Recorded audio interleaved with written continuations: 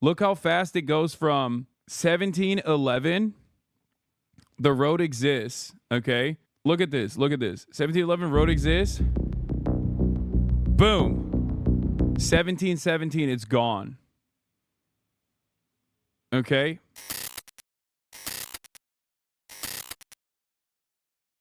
Let's get started on the warning systems and the potential failures. I'm gonna go pee real quick. We're going to begin this morning with the heartbreak and the hope you see there after that catastrophic flooding in Texas. More than 80 people have died, most of them in Kerr County, Texas. That's outside San Antonio. We're sorry to say that dozens are still missing at this hour. And that number includes children from Camp Mystic, one of multiple camps along the Guadalupe River. Many people are now asking, was there enough warning before the floods hit Friday morning? CBS Evening News anchor Maurice Dubois is leading our coverage. He's in Kerrville, Texas. Maurice, good morning.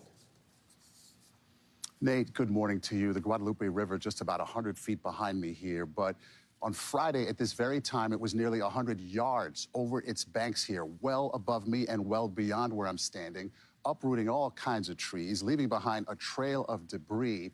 Summer camps and campgrounds like this one, popular draw here in Kerr County, where dozens of people were simply swept away and killed after the river rose rapidly from all that torrential rain. Video from nearby Center Point, Texas here shows the moment the river started swelling. And then minutes later, the landscape becomes unrecognizable, submerged in the floodwaters. As the recovery process begins, many have expressed concern about the lack of early warnings from local and federal authorities. While flood alerts started coming in during the day on Thursday, the first alert warning people to evacuate Kerr County did not come until 4:03 in the morning. Most people obviously in a deep sleep at that point. Some blame the National Weather Service for underestimating the flood risk and for lack of urgent alerts. Others note that Kerr County does not have its own flood warning system. We spoke with one family, Carmen Jaime, and her 8-year-old son, Esteban. They recalled the moment they decided to grab all their stuff, stuff it into their RV, and get away from this RV campsite where they'd been celebrating the holiday. I was thinking like, oh, it's time to go to the water park. No, the water park is outside. You thought she was waking you up for fun? Mm-hmm. But no, this was bad. This was a warning. What do you think of this whole situation? Scared. Scary? Nervous. What scared you the most? The river rising up. What did it sound like? Racking, all of that. Like tree branches falling off, like chairs flying, barbecue pits, everything. Do you think we were going to make it out on time? Probably not, but we safely did.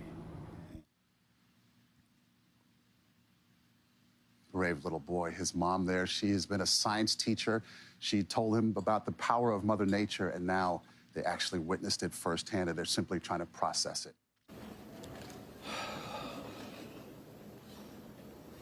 Texas is grieving right now. Oh, wow. Ted Cruz is there instead of flying at the Cancun again. Shocked, I tell you.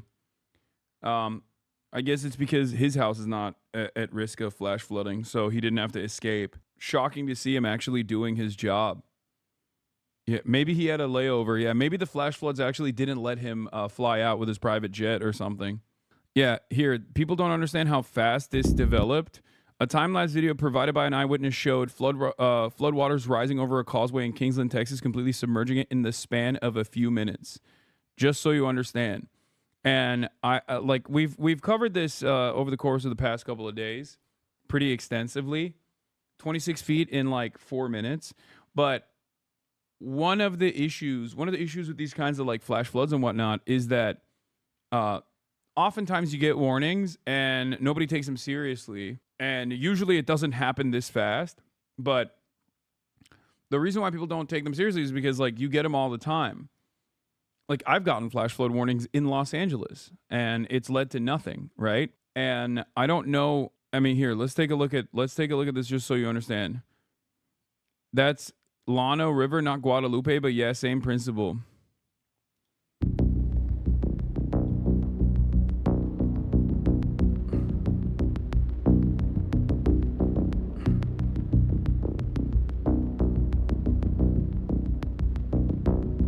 This is a 50-minute increase, but like, look how fast it goes from 1711. The road exists, okay? Look at this. Look at this. 1711 road exists. Boom. 1717, it's gone. Okay? It went from 511 to 5 by 5 from 511 to like 516, the road is completely submerged. Like, that's crazy. Is it because of a storm? It's because of rainfall. They got tremendous rainfall.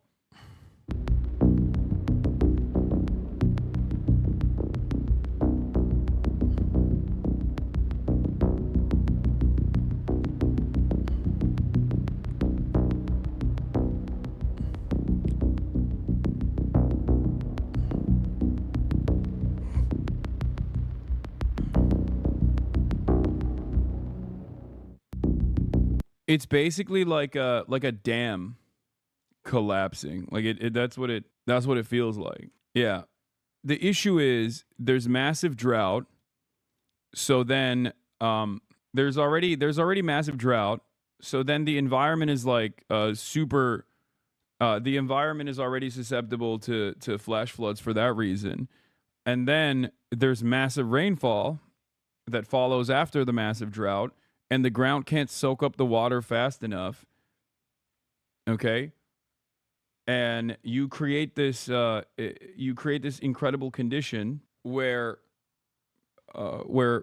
these areas that are known floodplains have a significantly higher amount of water that blow through. Here's some more footage of the flash floods as well. 4 videos: the initial wall of water. 2, 15 minutes after the wall, tree sucked under the bridge. 3, 25 minutes after the wall, flood at bridge level. 4, 30 minutes after the wall, floating house hits bridge.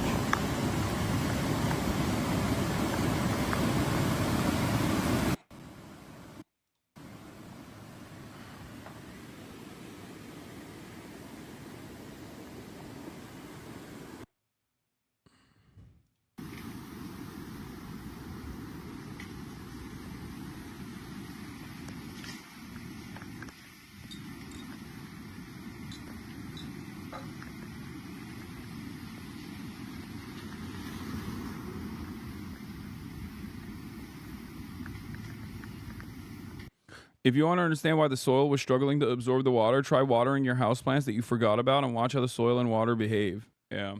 Even in the Alvey situation, someone had concreted over a culvert.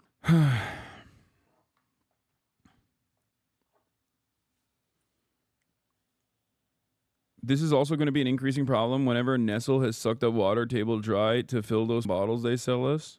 Oh, you mean Nestle. I don't know why I read it as Nestle. Yeah. Also, you have to remember, there are always people that turn around and say like, oh, these are red states, they deserve it or whatever. Okay, nobody deserves this. I don't give a fuck what they voted for. I don't even care if they deny climate change. Okay, and obviously that's not the case regardless. In many of these circumstances, you have like 40% of the state, some of the most underserved, marginalized communities that live in these areas that are literally voting for the Democrats. It's just that they're so disenfranchised through voter suppression and numerous other methods that it doesn't matter. Like, their existence doesn't matter. Just like there's 4 million registered Republican voters in the state of California. A lot of people forget that, like, California as a state has more Republicans than Republican states, like 3 Republican states combined. Okay? And in the red states, there's a Democrat voters as well. Not that party allegiances matter at all. It doesn't. Okay? Party loyalty doesn't matter, especially in times of, like, natural disasters. Okay? It does not matter. So I don't participate in that kind of talk regardless, but I always try to, I always try to make a note of this this kind of attitude that people have, like, to immediately just to suffocate this kind of sentiment before it starts.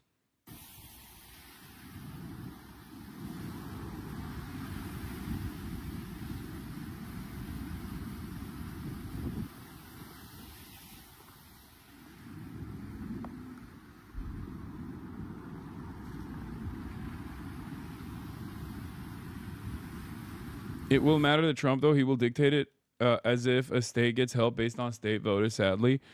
Yeah, I mean, that's a totally separate situation. But listen. Like, look at this. That's a house. It's picked up a house and is slamming the house into the bridge. How do you talk liberals down who have zero empathy for people who vote Republican? I have friends who continue to celebrate people suffering.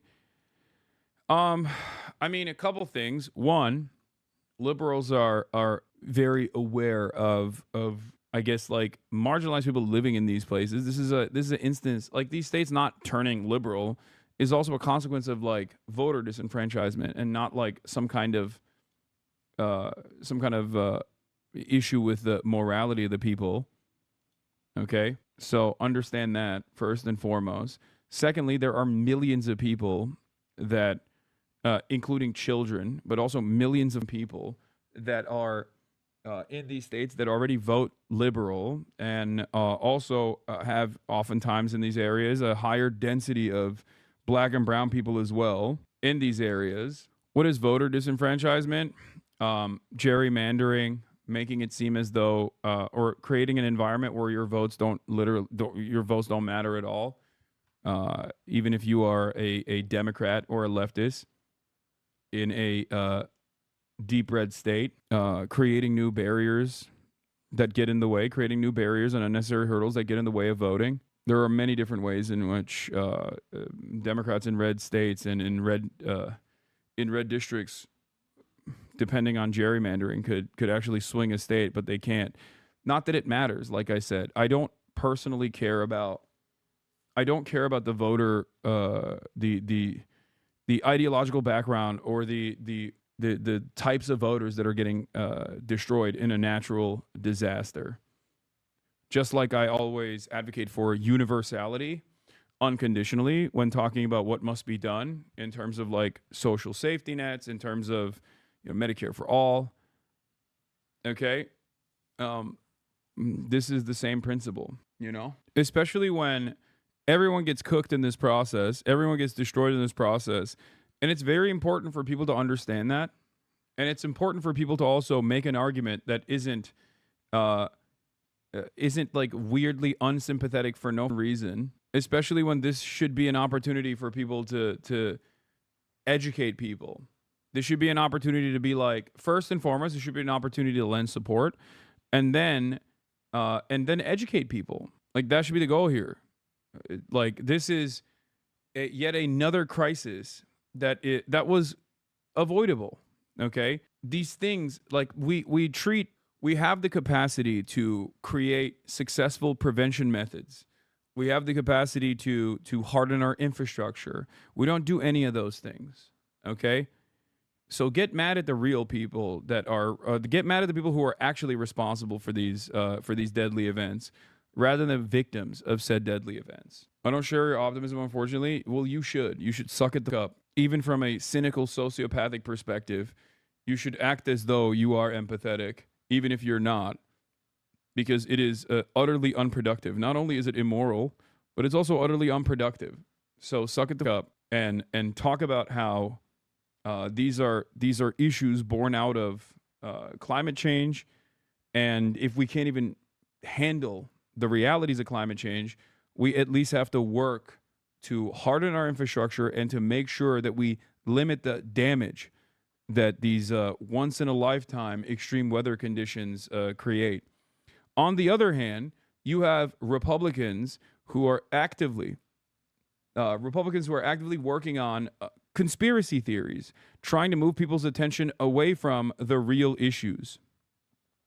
Okay? You have the Marjorie Taylor Greens of the world claiming that this is a consequence of, like, man-made weather modification or whatever. Okay, it's important to educate people. It's important to educate people in the aftermath of events such as this one, and bring them on board with a more productive solution rather than to leave them astray, because that's how you arrive at people believing in chemtrails and cloud seeding initiatives that are causing these, or Jewish space lasers that are causing these natural disasters. Okay? Anyway, let's get to Ted Cruz. The pain, the shock of what has transpired these last few days has broken the heart of our state. Hasan, I'm from Lampasas, Texas, where we're currently experiencing flooding as well. My Facebook is full of Jesus Take the Wheel posts. I post opposing views all the time. They double down that it's not this administration's fault. They say God is good, and how dare I question him? It's insane. I feel like these people can't be educated. They're so stuck.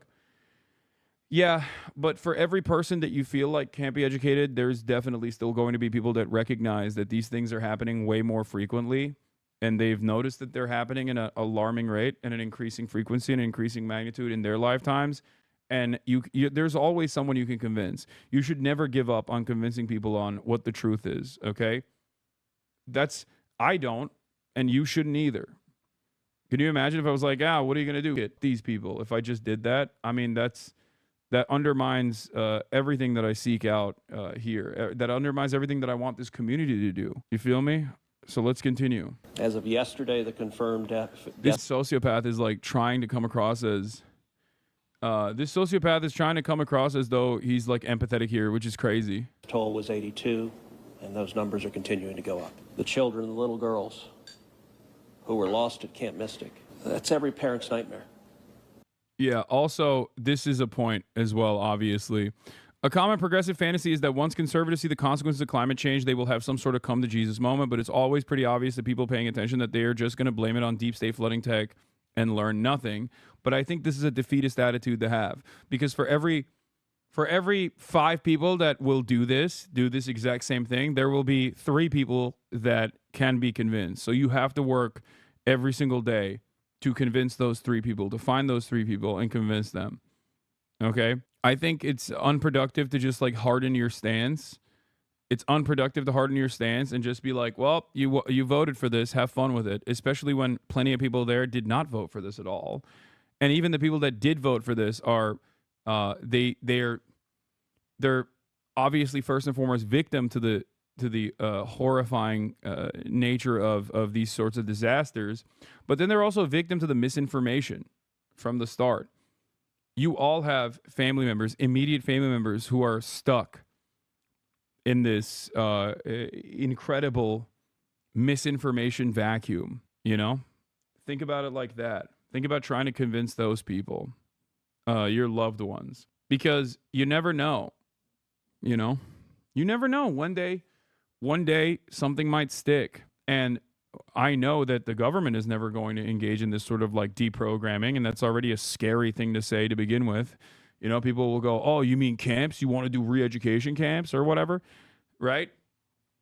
So you need to use the immediate relationships that you have with a lot of these people to educate them on the truth. This is a large enough community that we can make an impact that way.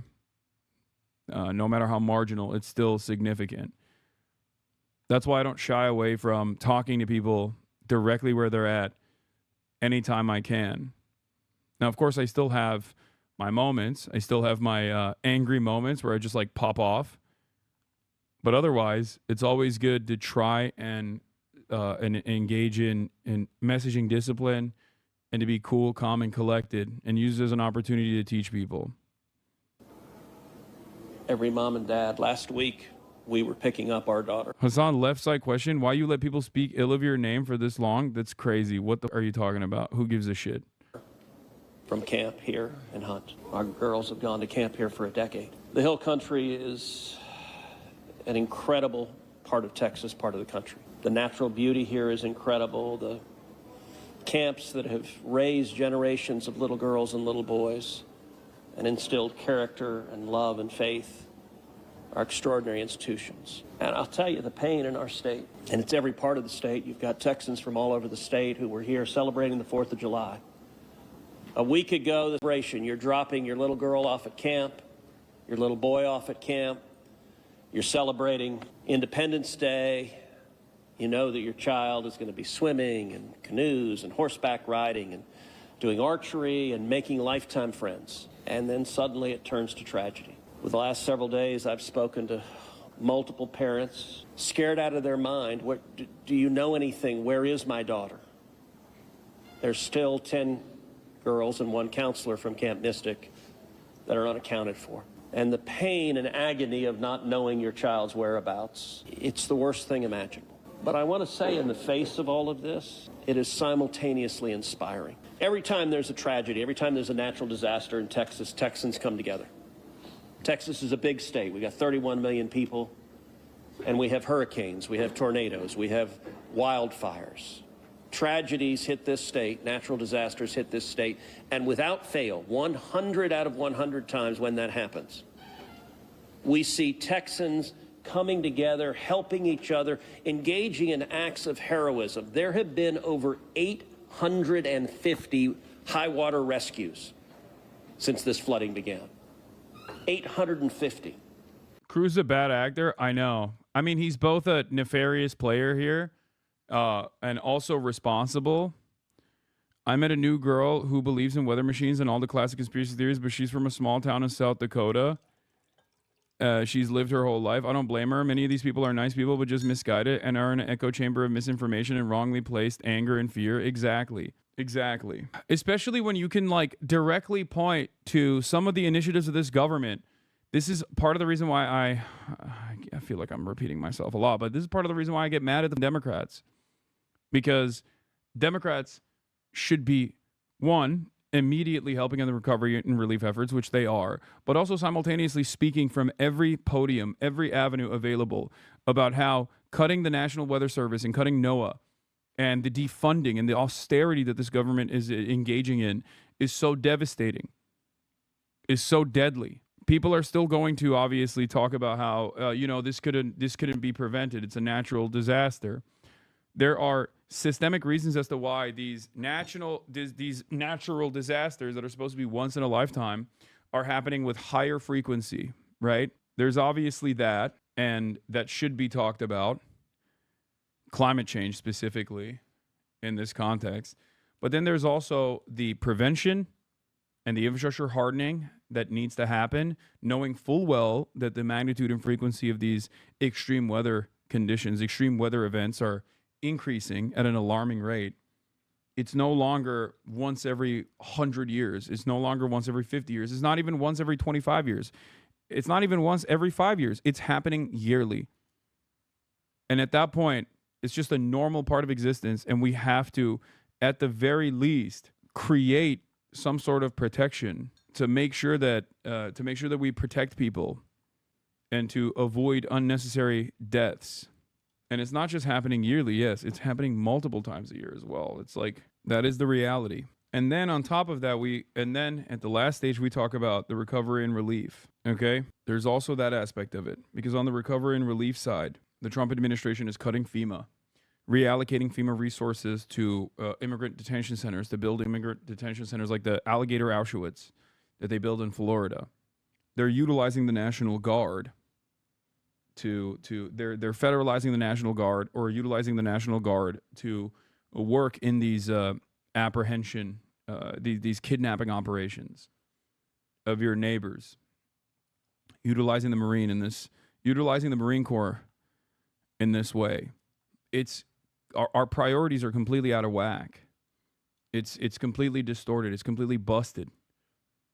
And I think it's good to talk to people about that. It's good to talk to people about this and show them what the administration is tasked with doing. In the same ways that the Republicans will actively point the finger of blame at the Democrats and be like, oh, all they care about is like trans people. All they care about is trans people. Ironically enough, the Democrats don't care about trans people, but that's besides the point. Use Republican tactics in the same exact ways against them. Okay? They're nowhere to be found. And the moments where they are, they come in after the fact, after the devastation is done, and they turn around and say, oh, thoughts and prayers, okay? Thoughts and prayers. When in fact, their actions also led to the devastation and the impact being much larger than it should be. You look at extraordinary stories of Eagle Scouts pulling campers out of harm's way. I was just hearing a story of one counselor whose head was right at the water holding up 2 mattresses with campers on those mattresses. That kind of courage, that kind of selflessness. And then there are the first responders. The local first responders, I want to thank every one of the first responders at the local level, at the city level, at the county level, at the state level, at the federal level. In the first few hours of this flood, I was on the phone with Governor Abbott, I was on the phone with Lieutenant Governor Dan Patrick, I was on the phone with Nim Kidd, the head of the Texas Department of Emergency Management. And then I called President Trump. I called President Trump. He was having dinner at the time. It was still early in what was transpiring. And I wanted him to know, I said, Mr. President, everything we're hearing right now, this appears to be bad, really bad. There may be a very significant loss of life unfolding right now in Texas. And I will tell you, the president said, Ted, anything Texas needs, the answer is yes. Whatever assets you need, whatever resources you need, yes, let us know, and we will provide everything. Within hours, we had helicopters, over a dozen helicopters in the air, National Guard, DPS, game wardens, Coast Guard, doing search and rescue, reaching down. We've all seen the videos of little girls being pulled up, hoisted out of harm's way. Incredible courage and heroism. Search and rescue is the first stage, but the process of coming together and rebuilding is going to take longer. And I will say to all the grieving families, to all of those who've gotten the worst news imaginable, that your little girl, she's gone. Turns out Cancun Cruz was in Europe over the weekend. Ted Cruz called again. The Daily Beast reports that Ted Cruz was vacationing in Europe as floods ripped through central Texas, killing at least 89 people, including 27 campers and counselors from a summer camp. The Texas senator was spotted visiting the Parthenon in the Greek capital Athens with his wife Heidi on Saturday evening. Brother, are you joking? Are you kidding me? Oh, brother. Busted again. Cancun Cruz, this time in Greece. Oh, my Lord. This man is... I mean, listen, guys. You have to understand something. As many of you work tirelessly day in, day out with no hope of a summer vacation, both because you don't have the disposable income to pay for a summer vacation and also because your boss will never let you go, you have to understand Ted Cruz is a really hard job. And he just did his really hard job when he went to vote for the murder poor people bill, okay? And after he did this like really, really difficult thing of voting for the continuation of tax cuts for the wealthiest in American society, while simultaneously murdering poor people by cutting off their access to Medicaid and cutting off their access to SNAP, food assistance programs that they need necessary for survival, he had to obviously take a big vacation, one that will never be afforded to you, just like he has a platinum healthcare program as a consequence of being a senator. You will never have that, obviously. His job relies on you. His job basically is telling you don't deserve that, okay? Something to also remember, something to also consider. But he had to celebrate. He had to celebrate with his family. He had to celebrate with his family on vacation, okay? A lot of you are being unnecessarily rude and ruthless to Ted Cruz. I mean, he had a really tough go at it, okay? I will say for many of us, those are friends and neighbors who've lost children. Got multiple kids who go to school with my girls. The mayor asked for prayers. Dude, this is also like trying to be like, we're all victims here. It's like, bro, you were in Greece, okay? Like, oh, we're all victims here. Let me tell you, okay? Me, Ted Cruz, I'm a victim of this flooding. You don't understand. Half of the people who live in that area, Ted Cruz literally voted to cut their Medicaid. You understand me? Like, that's coming down the line. Half of the people, he voted to cut their Medicaid and also has actively petitioned alongside the Trump administration to cut FEMA funding or to reallocate FEMA resources to, the immigration detention scheme that this administration is doing, the immigration enforcement scheme that this administration is doing. And after doing all that, which is, a lot of work, it's just a lot of hard work, he had to off and go to Greece, okay? And I want to say thank you to the millions of Texans, to the millions of Americans, to the millions of people all over the world right now who are praying for Texas and praying for those parents. Going through this grief, it is going to take... Do you think a Zoran-style campaign could work in Texas? Absolutely. Absolutely. It can work everywhere. It needs to be adjusted to whatever the expectations of the state is. But overall, the Zoran thing, the Zoran campaign is a national one. We saw this with Bernie Sanders, okay?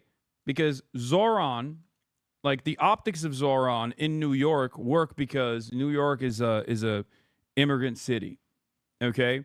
So people are more hearing this kind of left-wing populism from a Muslim dude who's Indian and from Uganda, right? Now, there are obviously racial hurdles that would make it harder for someone like Zoran to craft a successful campaign in a place like Texas. Having said that, it's not impossible. Even someone like Zoran could do this in a place like Texas as well, exactly with the same kind of background.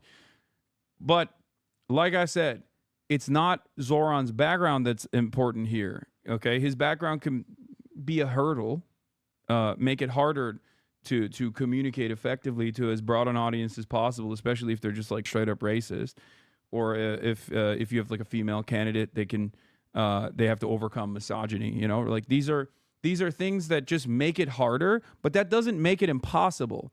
And Zoran's importance here, Zoran's campaign here, is not who he is as an individual; it's what he said.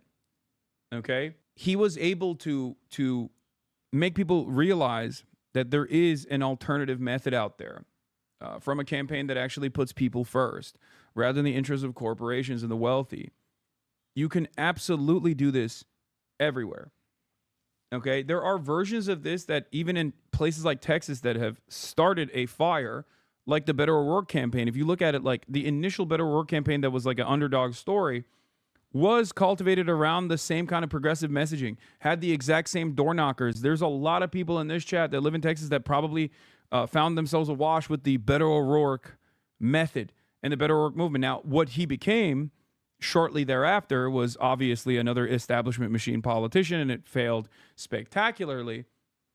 But even the significant gains that Beto was able to make in a short period of time in the exact same style of like door knocking, that in and of itself, yeah, not 2020. We're talking Beto, 2018, I think. Like all of those, like that is that should not be looked at as a failure, okay? Because if Beto O'Rourke was a earnest, real progressive fighter, a socialist, okay, card-carrying socialist, he'd get back to work and he'd keep pushing, and he would still focus on progressive policies, left populism, create a campaign around universality, uplifting the poor. These sorts of things are very successful. They're so successful that Donald Trump has lied about them. Donald Trump has lied about being this person, okay? So yes, a Zoran-style campaign can happen all around the country. Love, it is going to take friends and family embracing and hugging and holding them while they weep. And it's going to take the church. With every disaster, one of the things we see here in Texas is the church steps up and the church helps and the church feeds and clothes and comforts. This morning I met with a group of chaplains who've been going through the incredibly difficult process of talking to mom and dad after mom and dad who just lost the most precious person they ever knew. And those chaplains are just trying to love them and show God's love. So I want to say we will come through this. To those in the midst of grief right now, that might seem hard to fathom. But church should replace the welfare state. Here's another great take from this. Obviously, the initial reports are coming out already. Officials feared the flood risk of Texan youth camps were imminent, but rejected a warning system, deeming it too expensive. Okay? Officials feared flood risk to youth camps, but rejected a warning system. And one thing the left, such as it is, needs to emphasize over and over is that local/state budget constraints are entirely artificial. They're manufactured austerity. If the federal government can invent $38 billion out of thin air to fund a genocide, it can afford to build flood warning systems. These budget shortfalls are not real. The federal government can invent money and transfer it to states for essential projects whenever it wishes. We simply choose not to because subjecting 50 states and thousands of municipalities to a game of neoliberal bum fights empowers capital. This person doesn't understand the point. He says local state budget constraints are real. They are, except the federal government can aid and abet. Okay? The federal government can always offer additional funds and additional resources in times of necessity. It is always a matter of interest. It is not a matter of, it is the biggest hurdle. The biggest hurdle here is never, oh, where will we find the money? Because there's always money for war. The biggest hurdle is, how do we actually reallocate these resources to these sorts of incredibly important and sometimes costly prevention methods? The conversation around deficits only become a serious point of contention when the expenditures we're talking about help the working poor, okay? They only talk about how will we fund this whenever it's something that helps you out. The government literally only talks about how we're going to fund this. How are we going to fund this? This is so costly whenever it's something like you getting healthcare. It's something like you getting the proper education. It's something like your infrastructure getting the proper funds. There is never a question in either party about how are we going to pay for it when it comes down to funding war, funding endless militarism, funding all of these imperial adventures overseas. There is never a question about how we're going to pay for it ever. Every single year, every single congressional session, we increase the military budget by hundreds of billions of dollars. Even in this last Trump tax cut bill, the big beautiful bill, the big bomb for the working poor, there was $150 additional billion for the military. There was $175 billion for Trump's immigration enforcement scheme. There's always money for the military. There's always money for the police at the local budgets. Okay? And there's always money for some kind of enforcement mechanism. There's never enough money for these sorts of resource allocation initiatives when it's saving people's lives. Okay? Here's the New York Times on this as well. As floods hit, key roles were vacant at weather service offices in Texas. Some experts say staff shortages might have complicated forecasters' ability to coordinate responses with local emergency management officials. Do not let these assholes get away with it. Okay? They'll say thoughts and prayers. They'll say now is not the time. That's the thing that I told you. Initially, when people ask these questions like, how could this have happened? How could this have happened? The first response from Republicans will be, oh, now is not the time. Now is not the time. No, it is the time. When is the appropriate time? They do this with mass shootings too, which aren't even natural disasters to begin with. Now is not the time. Don't politicize this. Now is not the time. Don't politicize it. It's like you politicized it. You are responsible for these preventable deaths. You are responsible. If you are a Republican politician, you are especially responsible for these deaths. This is what you wanted. This is what you actively designed society around. Will come through this. And I just want to say thank you. I want to say thank you to these gentlemen here who are working. They are not sleeping. They are working every day. Thank you to the families. Thank you to the Salvation Army. Thank you to everyone who is just reaching out and saying, how can I help? We will come through this, and we'll come through this together. Thank you. And now we'll take questions. Senator, you talked about how you know kids here, how you've taken your own kids to camp. Was it ever communicated to you that there was a need, that it was a priority to have a warning system so people had a chance to escape something like this? Well, listen, I think anytime you're dealing with major rivers, there's a risk of flooding, and there's always been a risk of flooding, particularly on the Guadalupe River. In the wake of every tragedy, there are things that are predictable. One of the things that's predictable is that you see some people engaging in, I think, partisan games and trying to blame. See, there you go. There's always a chance of disaster. God willed it. God willed it. God is great. God is good.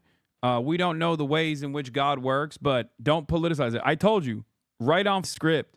Right on script. Now is not the time, and this is a natural disaster. It is what it is. It happens.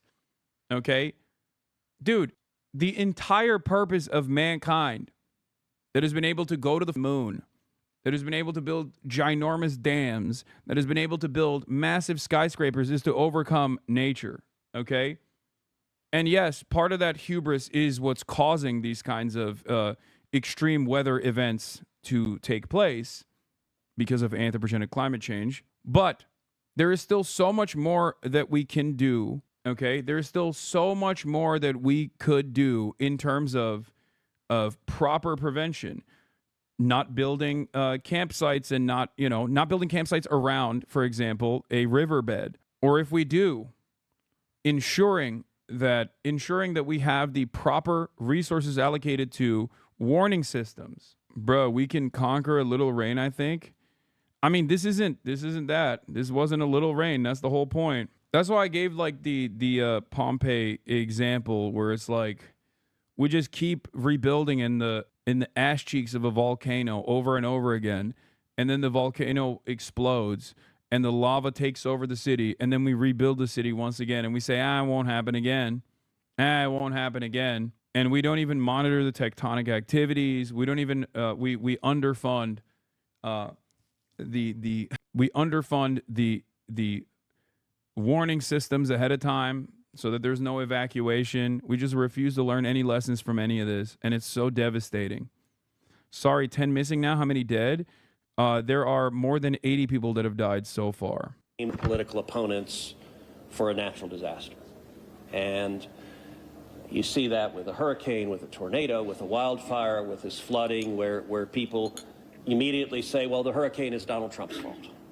Look, that I think most normal... No one thinks the hurricane is Donald Trump's fault, jackass. Everyone says that the Republican Party has actively worked against, with the unlimited resources we have, the Republican Party in the United States of America is actively creating a more harmful environment, a more dangerous environment.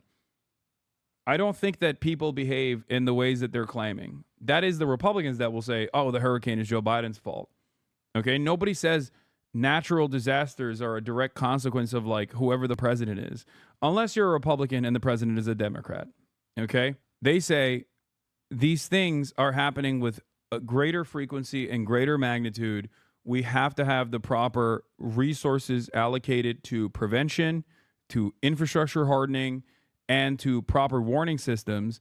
And then we have to have the proper resources distributed back to the recovery and rebuilding efforts. That is what people say. And the Republicans have steadily created a hurdle against such things. Americans know that's ridiculous. And I think for partisan finger pointing and attacks. Now, after we come through search and rescue, after we come through the process of rebuilding, there will naturally be a period of retrospection where you look back and say, okay, what exactly transpired? What was the timeline? And what could have been done differently to prevent this loss of life? And that's a natural process. I think it should not happen in a bitter and partisan sense, but it should happen in a reasonable sense of saying, what lessons can we learn? And I will give an example. Houston's my hometown. If you live on the Gulf Coast, we get hurricanes. That's part of living on the Gulf Coast as hurricanes hit. And I do think Texas as a whole has learned over time how to deal more effectively with hurricanes. And so you look here, we know the National Weather Service put out an emergency warning just after 1 a.m. and a second emergency warning just after 4 a.m. Now, obviously, most people at 1 a.m. and 4 a.m. are asleep. And so I think we will have a reasonable conversation about, A, are there any ways to have earlier detection? And some of that, the limits of a flash flood, they're very difficult because they can arise so quickly. But everyone would agree in hindsight, if we could go back and do it again, we would evacuate particularly those in the most vulnerable areas, the young children in the cabins closest to the water. We would remove them and get them to higher ground if we could go back and do it again. Obviously, everyone would. The people in RVs by the river's edge. We know in disasters like this, RVs and mobile homes are particularly susceptible, whether a flood or a hurricane or a tornado, they're particularly susceptible to that. And so my hope is in time, we will learn some lessons to implement to next time, and there will be another flood, there will be another disaster. He's wrong. I mean, this is a lie also. This is literally a lie. Okay? When he says, we will learn from these lessons, his previous response and his current response, as a matter of fact, shows that he's not interested in learning any of the lessons. He literally said, there's nothing we can do about it. You know, these things happen. And then turning around and being like, oh, well, you know, we'll figure it out after the fact.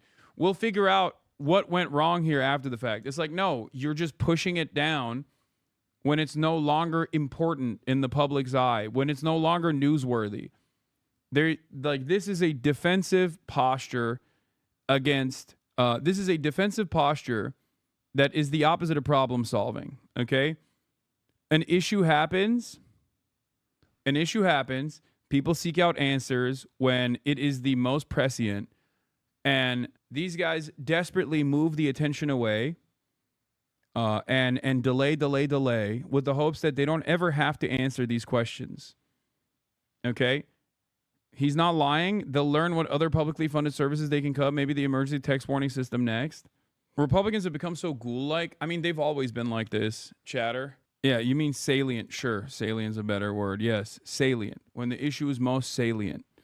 When people are actually paying attention, when people are demanding answers in this time of crisis, they don't want to give answers in this time of crisis on purpose, because if they were to properly analyze the situation as we have done so far, even with like the limited amount of information we have thus far, we very quickly arrive at the real villains in the story, which happens to be the Republican Party.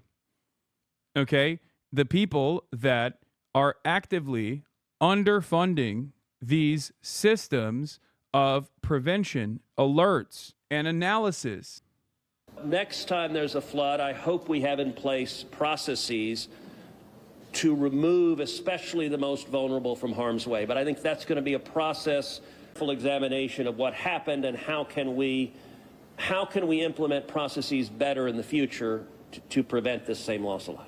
Senator, there were claims that the National Weather Service sent that first flash flood warning that should have alerted phones at 1:14 in the morning. But we have a federal public database maintained by PBS Warn, that says the first emergency alert wirelessly here in this area to Kerr County. It's like, oh man, how could this have happened? How could this thing that I worked hard on, how could it have happened?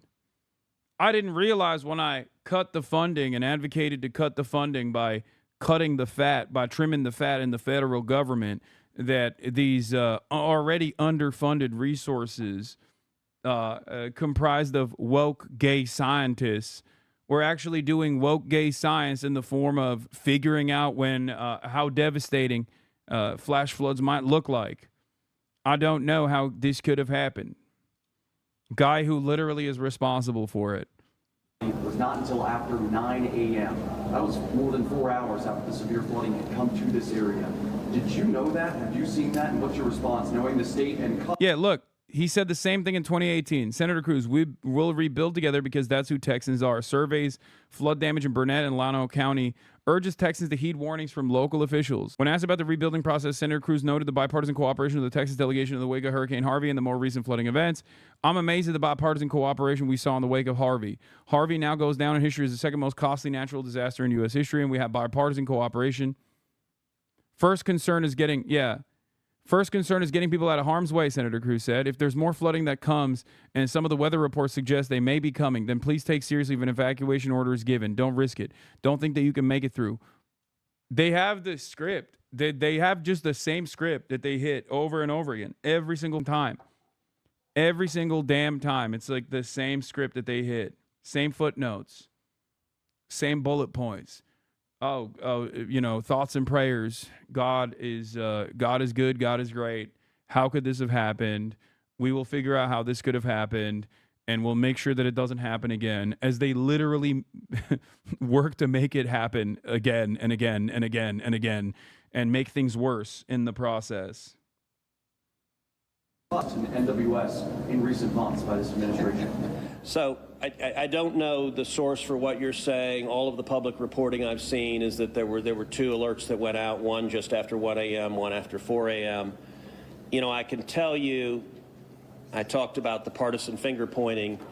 I think there have been some eager to point at the National Weather Service and say cuts there led to a lack of warning.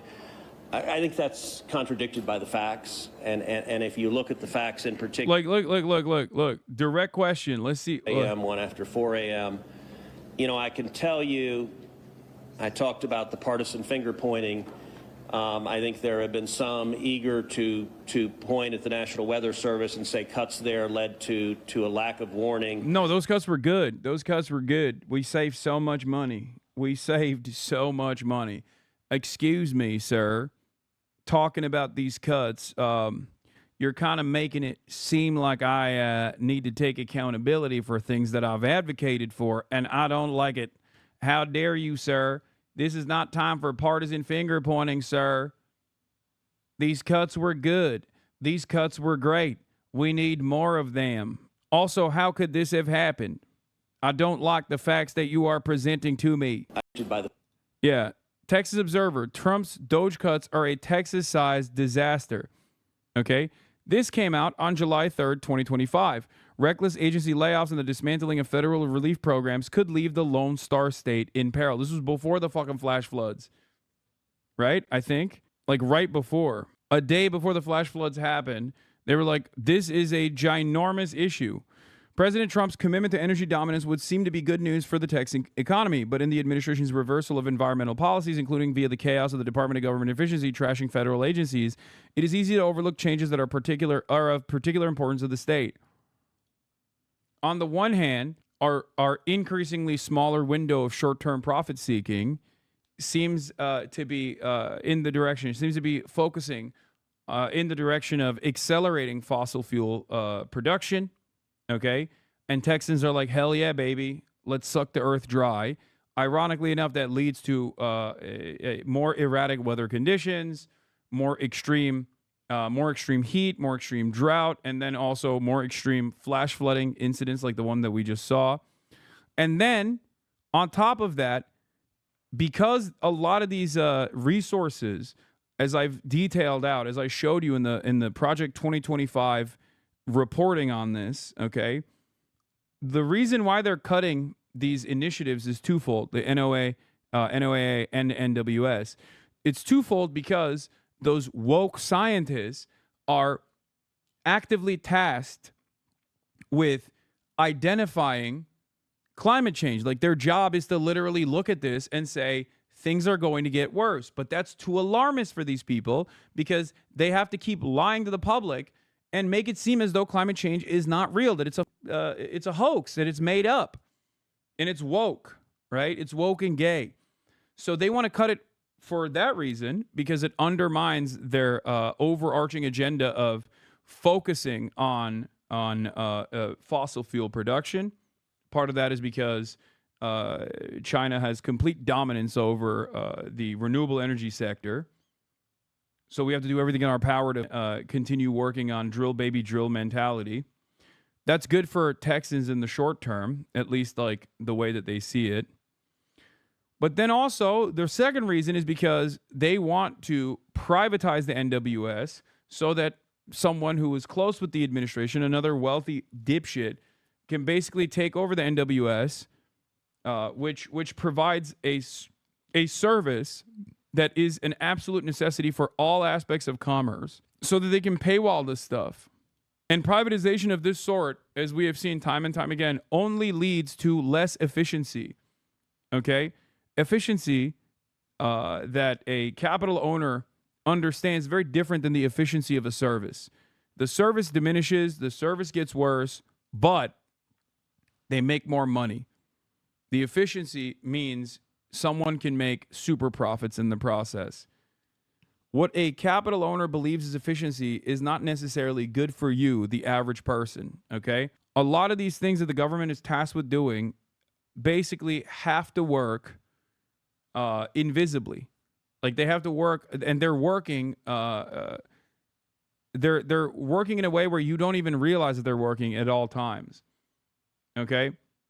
You only realize the government is failing when it actually isn't working. You only realize that the government is there when it actually fails in a moment like this. So this is a really important time for leftists and Democrats alike to explain that these are resources that we cannot take funds away from. These are government instruments that we have to rely on, that we have to continue funding, and the Republicans' austerity measures against the war that they're waging against these government systems is actually deadly and will continue to have devastating consequences, such as this one that we just watched. And if you look at, for one, that these warnings went out hours before the flood became a true emergency level. But number two, the National Weather Service here, New Braunfels is where they were headquartered. They had additional manpower. In fact, they had 3 additional people working that night, anticipating that it was going to be a very dangerous weather situation. I also think it's worth noting that the National Weather Service Union, which has been very critical of the DOGE cuts, has publicly said that they don't believe that the reduction in staffing had any impact whatsoever on their ability to warn of this event. And so, look, I think it is reasonable over time to engage in a retrospective and say at every level what could have been done better, because all of us. Yeah, no, it's good. It's good actually that we actually had key roles that were vacant. Like there were people that took the retirement plan, the accelerated retirement plan, and the government did that specifically so that there were less people in these positions. Okay? They didn't like directly lay them off. In some instances they did, but in many instances they just basically said, "Hey man, we're giving you an opportunity before we lay you off. We're just giving you severance pay off with no interest in rehiring." Here's the New York Times reporting on it. Crucial positions at the local office of the National Weather Service were unfilled as severe rainfall inundated parts of central Texas on Friday morning, prompting some experts to question whether staffing shortages made it harder for the forecasting agency to coordinate with local emergency managers as floodwaters rose. Texas officials appeared to blame the Weather Service for issuing forecasts on Wednesday that underestimated how much rain was coming. But former Weather Service officials said the forecasts were as good as could be expected, given the enormous levels of rainfall and the storm's unusually abrupt escalation. The staffing shortages suggest a separate problem, those former officials said. The loss of experienced people who would typically have helped communicate with local authorities in the hours after flash flood warnings were issued overnight. The shortages are among the factors likely to be scrutinized as the death toll climbs from the floods. Separate questions have emerged about the preparedness of local communities, including Kerr County's apparent lack of local flood warning system. The county, roughly 50 miles northwest of San Antonio, is where many of the deaths occurred. In an interview, Rob Kelly, the Kerr County judge, and its most senior elected official said the county did not have a warning system because such systems are expensive and local residents are resistant to new spending. Taxpayers won't pay for it, Mr. Kelly said. Asked if people might reconsider it in the light of the catastrophe, he said, "I don't know." This is part of the reason why I sometimes say, like, it's better to just do it and not tell people that you're doing it. Okay? It's just like, why? Why do you need public feedback on all of this stuff? What is the purpose of the government? It's not like they ask every working poor individual whether or not they want to get their SNAP benefits reduced. They just do it anyway. Right? I don't understand it. Yeah. Here, I have an initiative in mind. Are you ready for it? We're saying that the National Weather Service alert system is actually against wokeness. It's actually homophobic and anti-woke, which is why it must be funded. Boom. There you go. Funding secured. Okay, just say that all the people that want to cut these resources are woke and gay. They want to cut the resources in a gay way. Funding the police is gay. We must redistribute resources away from the overfunded police budgets, which are woke and gay, and fund it back to like the homophobic parts of American governance. Big government is anti-gay. Little government is gay as hell. I figured it out. The weather service, yeah, or you can say it stops the Democrat weather machines. Yeah. That's another one. We have to fund these institutions and these warning systems because they warn against the Democrat gay machine. Okay? We need to have a big, macho, muscular, manly government. The Weather Service nearby San Antonio office, which covers other areas hit by the floods, also has significant vacancies, including a warning coordination meteorologist and a science officer, Mr. Fahey said. The National Weather Service San Angelo office, which is responsible for some of the areas hit hardest by Friday's flooding, was missing a senior hydrologist, staff forecaster, and meteorologist in charge. Okay, San Antonio office also has significant vacancies. Staff members in those positions are meant to work with local emergency managers to plan for floods, including when and how to warn local residents and help them evacuate. The office's warning coordination meteorologist left on April 30th after taking the early retirement package the Trump administration used to reduce the number of federal employees, according to a person with knowledge of his departure. Some of the openings may predate the current Trump administration, but at both offices, the vacancy rate is roughly double what it was when Mr. Trump returned to the White House in January, according to Mr. Fahey. John Sokich, who until January was the director of congressional affairs for the National Weather Service, said those unfilled positions made it harder to coordinate with local officials because each Weather Service office works as a team. Reduced staffing puts that in jeopardy. A spokeswoman for the National Weather Service, Erica Groh, did not answer questions to the New York Times about the Texas vacancies, including how long those positions have been open and whether those vacancies had contributed to the damage caused by the flooding. There's also another problem here where the NWS staffers that are still employed might be fearful of speaking out against the administration out of an abundance of caution, out of the fear that the administration might actually enact revenge upon them by firing them, which is insane to even think. But it is quite literally a reality. It is within the realm of possible options here. Part of what the Republicans do expertly is consistently claim that these services are not working, so we have to just continue defunding them. That is a part of their advocacy. A part of their advocacy quite literally is to say these systems are failing. They failed our people. They failed our citizens, which is why we must defund them. They're just taking your tax dollars. Would want to prevent this horrific loss of life, but I think just immediately trying to use it for either side to attack their political opponents, I think that's cynical and not the right approach, particularly at a time when we're dealing with a crisis and we're dealing with grief. But does this make you question whether there should be cuts at the National Weather Service and FEMA? I know you've been supportive of FEMA. Look, I am very supportive of FEMA. I'm very supportive of the National Weather Service. They both perform essential roles, and I think it is critical in every federal agency, particularly when you're dealing with public safety, that we make sure that critical roles are maintained. That's a longer and broader discussion, but as I said, everything from the public evidence indicates that was not a contributing factor to what occurred here. Get Dalton in just to talk about that. I'm Steve Ducey. I'm Brian Kilmeade. And I'm Ainsley Earhart. And click here to subscribe to the Fox News YouTube page to catch our hottest interviews and most compelling analysis. Jason Allen has been following this story since the very beginning. He joins me now. Jason, what have you been seeing out here? Maurice, what has really struck me immediately and over the past 3 days is how in some places there is nothing left. You can't even tell what was there before this flood came through. And this is a part of the country that people here know as valley. There's a combination of extreme rain events, very thin soil. So officials here over the last 3 days say they have rescued more than 850 people, some of them from the tops of trees and others from rooftops. Hundreds of first responders spread out across the Guadalupe River. They climbed over debris piles, searched mangled cars, and combed riverbanks that flood. There's been a federal hiring freeze for NWS. I work there, so even if they wanted to hire, they can't. Floodwaters scoured. Torrential rain caused one river to surge nearly 26 feet in just 45 minutes early Friday morning. We're at Camp Mystic looking for our kids. Children's summer camps dot the shoreline of the Guadalupe. At Camp Mystic, an all-girls summer camp, the river started running through cabins where children were sleeping. Nearly a dozen 3rd and 4th grade girls are still missing. We're looking for places that they're gonna potentially be alive. Further down the river, the flooding ripped through homes and campgrounds where families were staying for the holiday weekend. We're still hoping for the best, but that's all we can do in that and pray.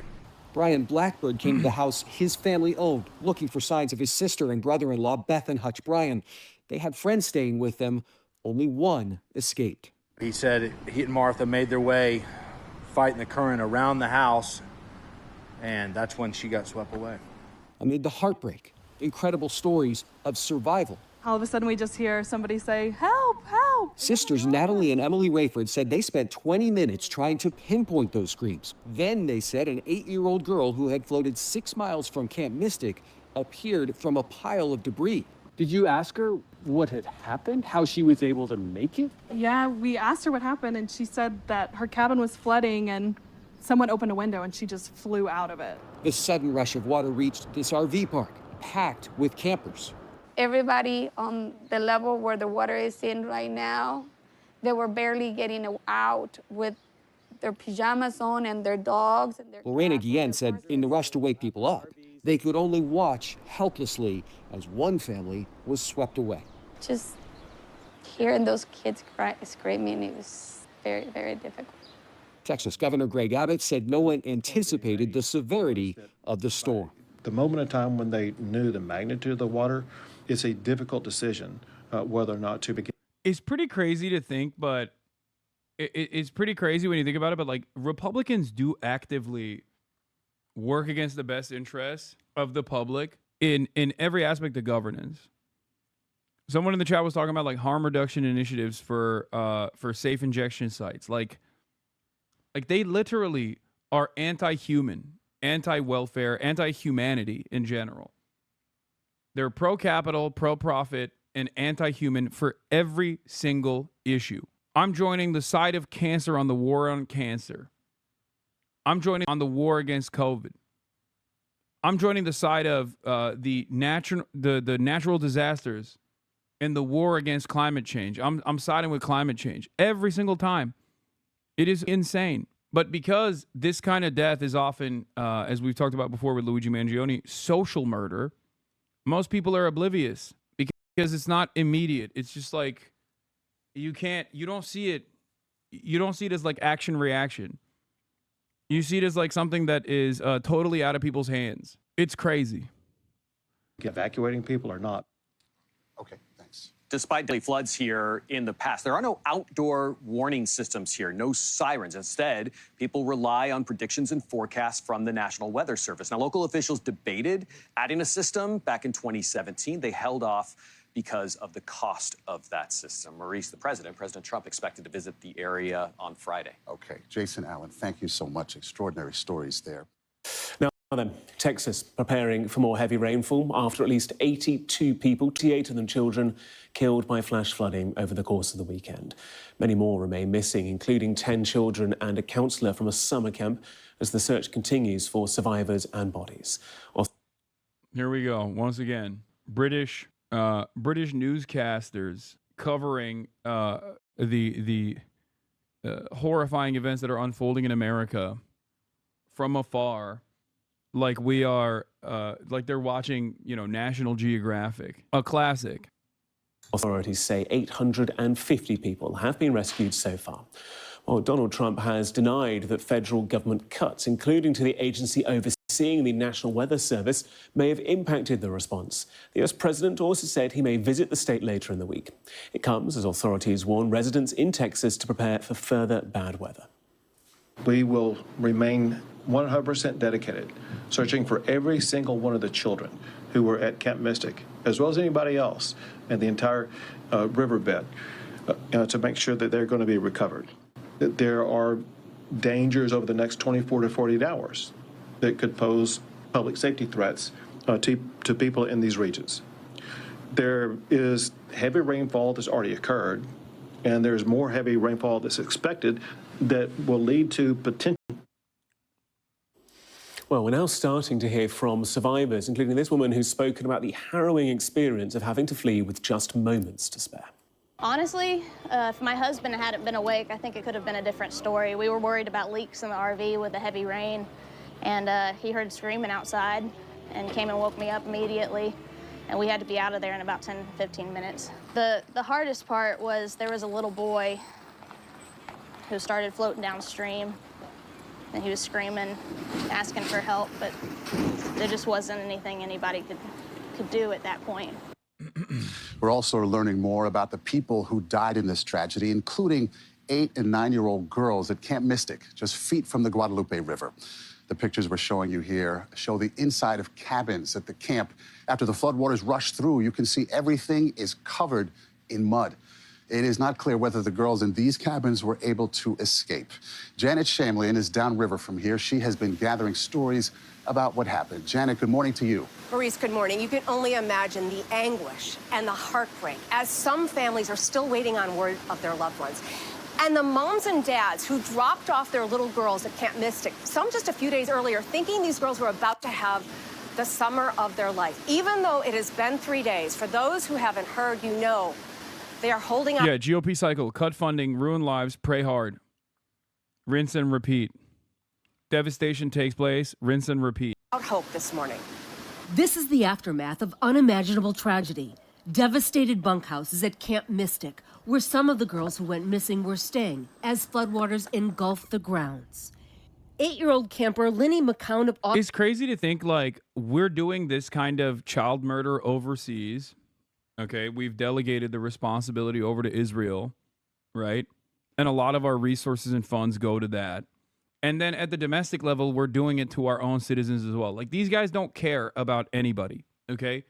They are anti-children across the board, both in our foreign policy and also in our domestic policy as well. It is, I mean, this is yet another glaringly obvious indication that the government simply does not care about anyone other than super profits for faceless, lifeless corporations and big business owners that are aligned, that are the only interests that they care about.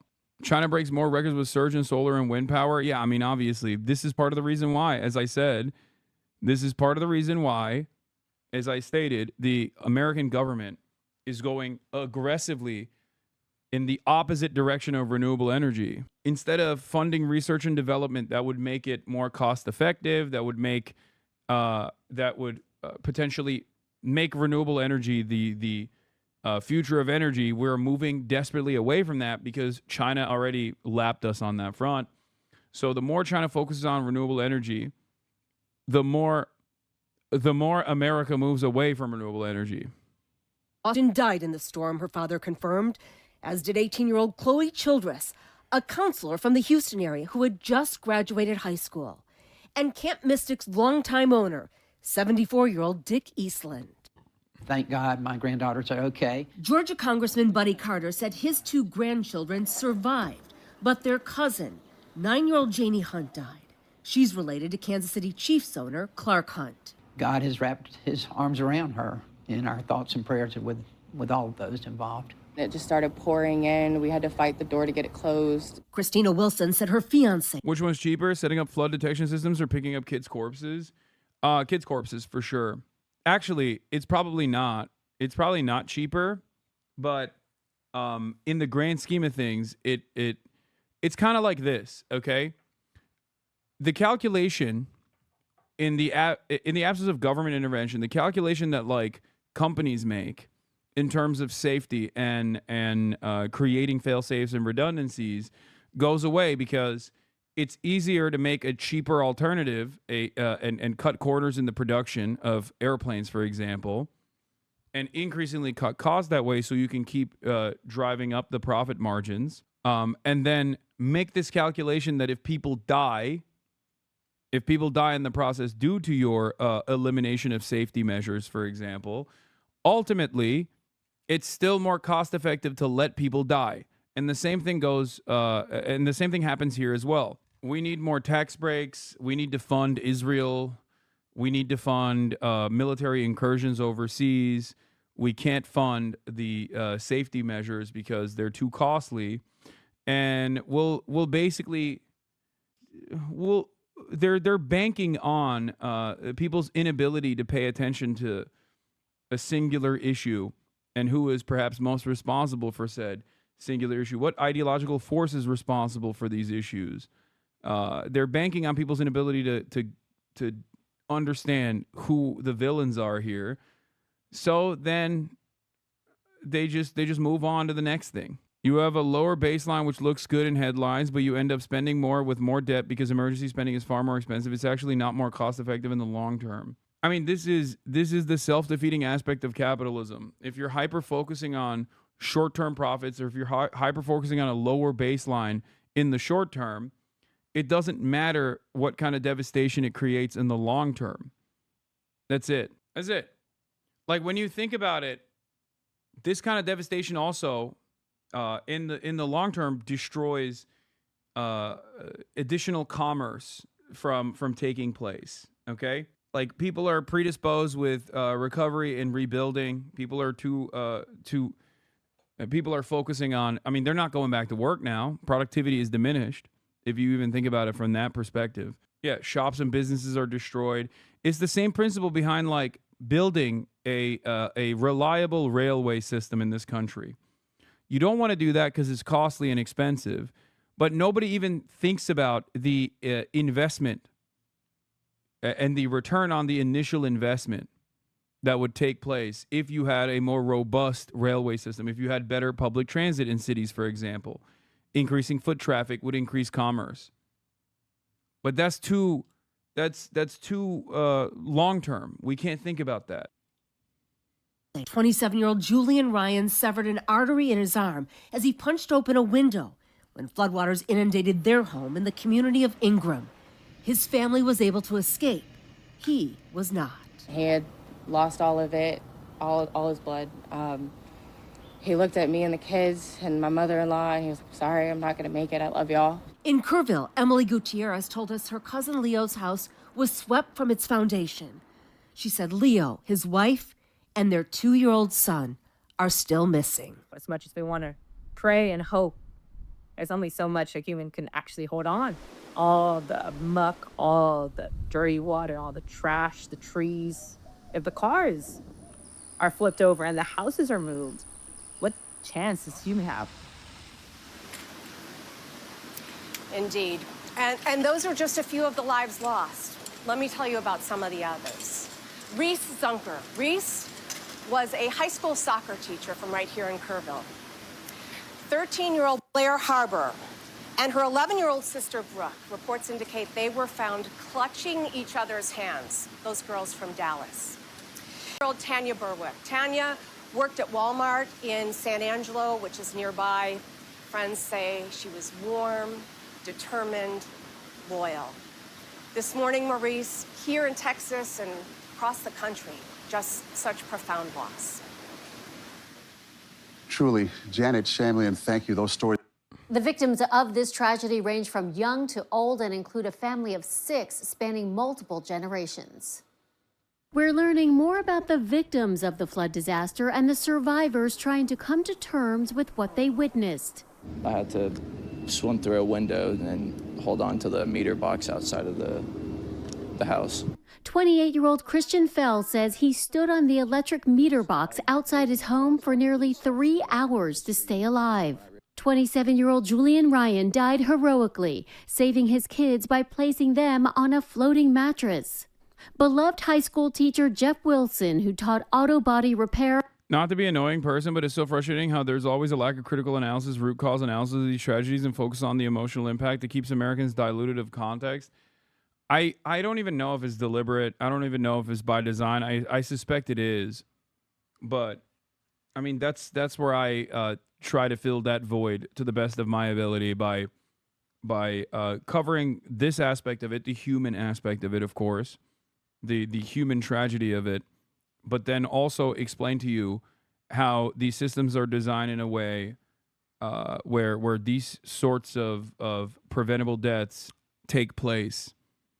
But I think, yeah, it's I don't know if it's like deliberate because they're invested in corporate super profits. I think that plays a role in it, but it's more so because this is what people pay attention to. It's boring and hard to pay attention to when you try to look at the systemic the systemic factors at play. Also lost his life in the flood. His wife and son are missing. He was able to build relationships with kids, maybe kids that didn't fit the traditional classroom model. And at Camp Mystic, where more than 24 campers were swept away in the night, at least 11 are confirmed dead. Among them, Janie Hunt, the 9-year-old cousin of Kansas City Chiefs owner Clark Hunt. His wife announcing Janie's death, saying, "If your heart is broken, I assure you God is near." 18-year-old camp counselor Chloe Childress is being remembered for her work with senior citizens. The head of her high school saying Chloe made space for others to feel safe, valued, and brave. Those who knew Camp Mystic's owner, Dick Eastland, say he died heroically, trying to rescue campers. His grandson writing, if he wasn't going to die of natural causes, this was the only other way, saving the girls that he so loved and cared for. He was, a man that made everyone feel safe and seen. He was just an extremely selfless person, and he showed that until the very end. Once was lost, but now On Friday, hundreds of girls able to evacuate from Camp Mystic sang songs through their tears as they rode a bus through the devastation. The NFL and singer Shakira are among those already donating to the flood relief effort. Reddit atheist ass chat. I mean, honestly, these are victims of natural disasters. But I do sometimes feel like we have a severe case of medieval peasant brain. Like, how is this any different? We live in 2025, and we're treating these natural disasters when we know what the causes of it are, when we have significantly better technological surveillance mechanisms and prevention and warning systems that we could implement. We have fucking satellites that are mapping out every goddamn cloud, okay? And we just turn around and we're like, oh, God, God willed it. It's like we're not cavemen anymore, you know what I mean? We're not looking up at the ball in the sky and going oh, this is the sky gods taking out revenge. We have so much. We have so much scientific discovery and technological achievements that are supposed to, at the very least, mitigate some of the harm. It's not that the people themselves, I don't fault the people themselves for praying to God.